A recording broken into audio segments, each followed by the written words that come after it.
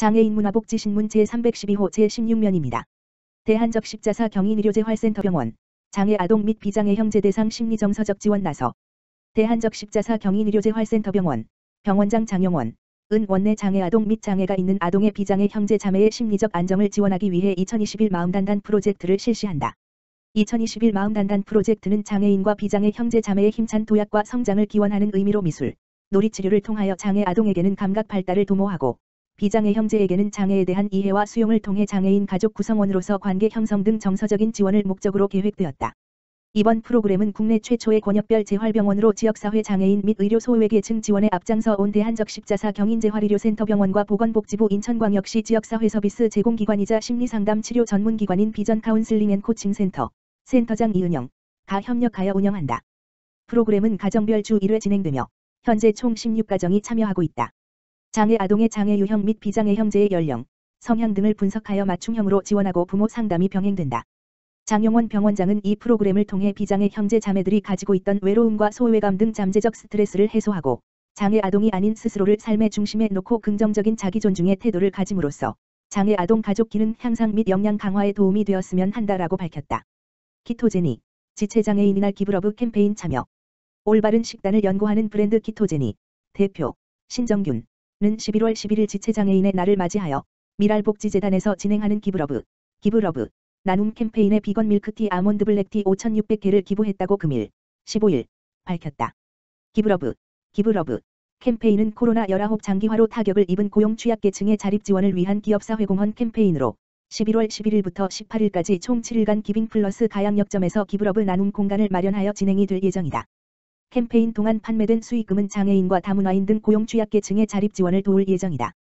또한 기빙 플러스 매장이 위치한 지역의 독거 어르신 등 저소득 가정의 생계 지원 키트도 배분된다. 캠페인에 기부한 키토제니 아몬드 블랙티는 세계 열대 튜퍼푸드 아몬드와 세계 세대 홍차인 우바 홍차, 체내에 빠르게 흡수 및 분해되어 에너지로 바로 전환해주는 코코넛 MCT 오일이 함유되어 있는 담백한 아몬드 밀크티이다. 당류 0%, 한 캔에 45kcal의 저당질, 저칼로리 음료로 2021년 이탈리아 브레이벨 비건 인증을 받은 바 있다. 키토제니 제니신 이사는 이번 기회를 통해 많은 분들이 지체장애인의 날을 한 번 더 기억해 주시길 바라며 키토제니는 사회적 약자를 위한 나눔 문화 확산을 위해 지속적으로 사회공헌 활동을 해나갈 예정이다라고 말했다. 한편 키토제니는 패키지 사용량을 줄이고 기존 박스 비닐 테이프를 종이 테이프로 전환, 친환경 에코백 굿즈 출시 등 친환경 사업에도 꾸준히 힘쓰고 있다. 산재 노동자 맞춤 재활로 일터로 복귀하는 사례 크게 늘어 근로복지공단 이사장 강순애 은 19일 대전 롯데시티 호텔에서 재활 우수 사례 발표회를 개최하고 산재 노동자의 성공적인 일터 복귀 사례를 공유하는 시간을 마련했다. 앞서 소개한 산재 노동자 최 씨의 일터 복귀를 도운 잡코디네이터가 특별상을 받는 등 산재 노동자의 일터 복귀를 도운 22명의 잡코디네이터와 산재관리간호사가 수상의 영광을 안았으며 행사를 통해 한 해 동안의 재활 성과를 평가하고 산재 노동자가 어려움을 딛고 일터로 복귀한 우수 사례를 상호 공유 확산했다. 일하다 갑작스런 재해를 입은 노동자가 장애를 딛고 다시 일터로 복귀하기가 쉽지 않은 현실에서 공단은 단순히 치료하고 보상하는 데만 그치지 않고 다시 사회의 당당한 일원으로 복귀할 수 있도록 산재 노동자 맞춤형 재활 지원에 많은 투자를 하고 있다. 산재 노동자의 의지와 공단의 노력이 더해져 다시 일터로 돌아가는 비율은 매년 증가하고 있으며 올해는 그 비율이 70%에 근접할 것으로 보인다. 강순애 이사장은 일터 복귀를 위한 산재 재활의 중요성은 아무리 강조해도 지나치지 않으며 올해부터는 11월 한 달을 산재 재활의 달로 지정하여 다양한 콘텐츠를 통해 재활의 가치와 중요성을 대내외에 적극적으로 확산해 나가고 있다라고 언급하고 앞으로 공단은 산재 치료와 재활의 연계를 강화하고 더 촘촘하게 재활 시스템을 구축하여 모든 재해 노동자가 일터와 사회에서 다시 일상을 지킬 수 있도록 노동복지 허브 기관으로서의 역할을 충실히 하겠다라고 밝혔다. 한국장애인고용공단 아주대학교 의료원과 장애 맞춤형 일자리 개발에 성공하다. 한국장애인고용공단 이사장 조향현 이하공단 은 아주대학교 의료원과 협력하여 장애인 중에서도 특히 취업이 힘든 장애인을 위한 맞춤형 직무를 개발했다. 이번에 새롭게 개발된 직무는 의료서비스 지원과 별표 사인으로 취업에 큰 어려움을 겪는 여성, 중증, 장년 장애인의 특성을 반영하여 병원에서 수행할 수 있는 다양한 지원 업무로 구성돼 있다. 공단과 아주대학교 의료원은 코로나19 장기화로 인한 어려움을 해소하고자 특히 일반 노동시장으로 진입이 힘든 지역 내 취업 취약 장애인의 일자리를 발굴하는 직업영역 개발 사업을 기획 추진했다.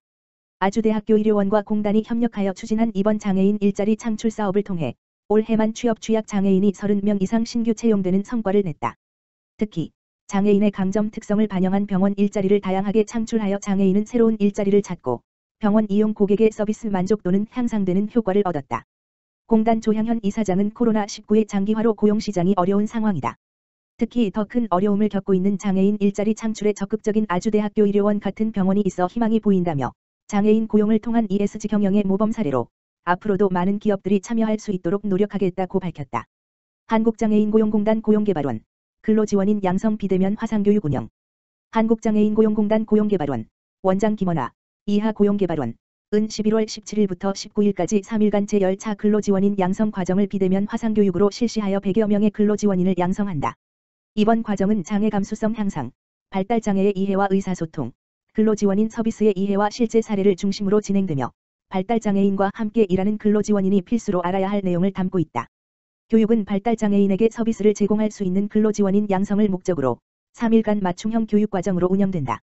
2020년 기준 약 7,015명의 중증장애인 근로자가 근로지원인 서비스를 받았으며 그중 발달장애, 지적, 자폐성장애, 서비스 이용자는 약 3,640명, 52.5%로 전체 장애 유형 중 가장 많은 비중을 차지한다.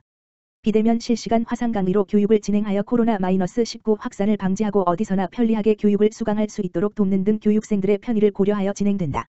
고용개발원은 향후에도 발달장애인에게 양질의 서비스를 제공할 수 있도록 근로지원인 양성 교육을 지속적으로 운영할 계획이다.